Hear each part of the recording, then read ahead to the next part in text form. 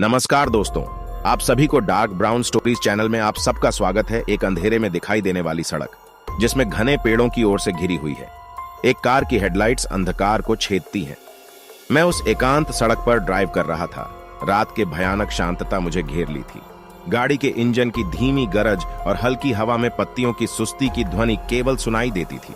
मेरी जीपीएस ने इस छोटे कटार को टाइम बचाने के रूप में सुझाया, लेकिन मेरी आवश्यकताओं ने मुझे अन्य रास्ते पर जाने की सलाह दी। मेरी चिंता को नजरअंदाज करके मैंने जारी रखा, साथ ही साथ अपनी प्रतिंदा की ओर झकमकते हुए देखा जो हर मील बदलती हुई दिखाई दी। रास्ते की ओर दूरी पर खड़ी रहस्यमय आकृति जो पेड़ों के बीच से आधा दिख रही है। एक चमकदार गति से हुए आंखों का परिपूर्ण झलक ने मेरी आवाज को तेज कर दिया। वहीं सड़क के किनारे खड़ी एक आकृति थी। दूर से विवरणों को नहीं देख सकता था, लेकिन परंतु यह काफी था कि मेरी रीढ़ की हड्डी में ठंडक भाग गई। मेरी गाड़ी अपने आप धीरे धीरे रुक गई। अंधकार में लपटकते दिखाई देने वाले पेड़ों की तरफ मेरी नजर गई। क्या यह मेरे थकी हुई मन की झलक थी? मेरी अस्थिरता बढ़ गई जब मैंने देखा कि यह आकृति जंगल में गायब हो गई। आगे की तरफ की सड़क अचानक एक मोटी कोहरे में गायब हो जाती है, जिससे दिखाई नहीं देता कि उसके पार क्या है। मैं आगे बढ़ता गया। चलती गाड़ी के चाकू पर मजबूरी से कसी हुई थी। सड़क की ओर आगे का हिस्सा एक मोटी कोहरे में लिपट गया। ऐसा लग रहा था कि दुनिया अंधकार में डूब रही है। मेरे दिल की धड़कन तेजी से हो रही थी, जैसे कोई मासूम खोजकर दिख रहा है जिसके पीछे दुनियाओं के तमाम रहस्य छिपे हो। भयानक फिसफिसाहटें के आंतरिक डैशबोर्ड लाइट्स की मृदु प्रकाश से प्रकाशित। प्रोटैगोनिस्ट का चेहरा भय और अनिश्चितता से भरा हुआ है। कोहरा गाड़ी के साथ चिपक गया था, जो मेरे तनाव को और भी बढ़ा देता था।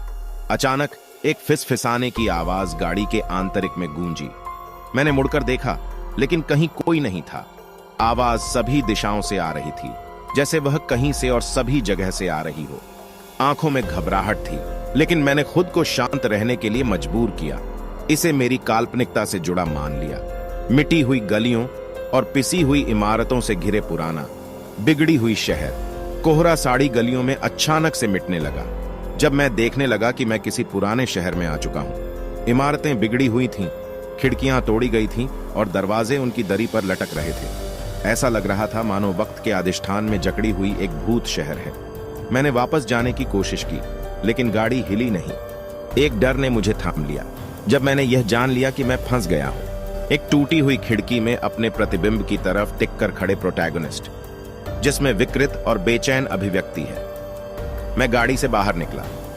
मेरे कदमों की ध्वनि भयानक शांतता में गूंज रही थी। मैंने एक टूटी हुई खिड़की में अपने प्रतिबिंब की झलक देखी, लेकिन वह विकृत और बेचैन मुस्कान में बदल गया था, जो मेरा नहीं था।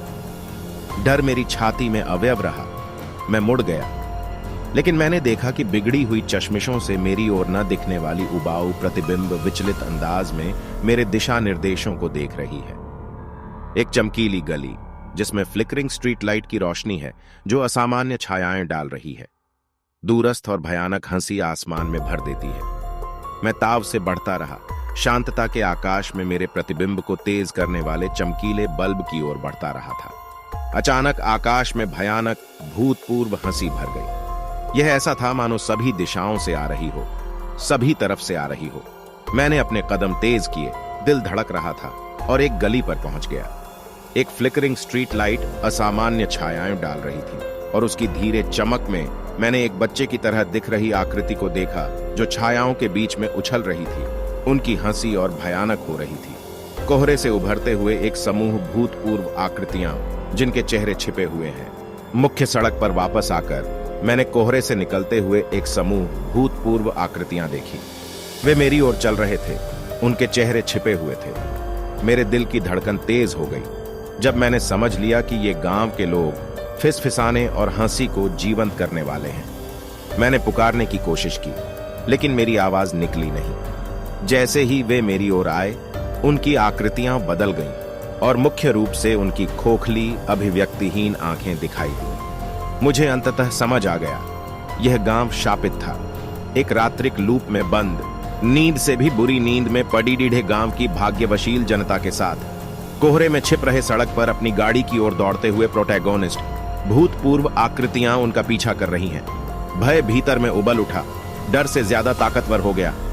मैं वापस अपनी गाड़ी की ओर दौड़ा, भूतपूर्व आकृतियां मेरी कदमों के करीब आ गईं। कोहरा ज्यादा गाढ़ा हो गया, जिससे भागना लगभग असंभव था। एड्रेनलिन मेरे गतिविधियों को ऊर्जित कर रही थी और अंततः मैं गाड़ी तक पहुंच गया, दरवाजे को खोलकर और तेजी से बंद करके।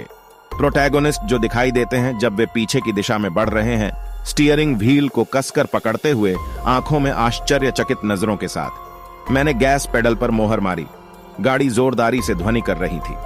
जब गांव मेरी दृश्य श्रावक की दृष्टि से गायब होने लगा, मैंने पीछे की दिशा में मुड़ लिया। मेरा प्रतिबिंब मेरी ओर देख रहा था, विकृत और दुर्विवर्तित।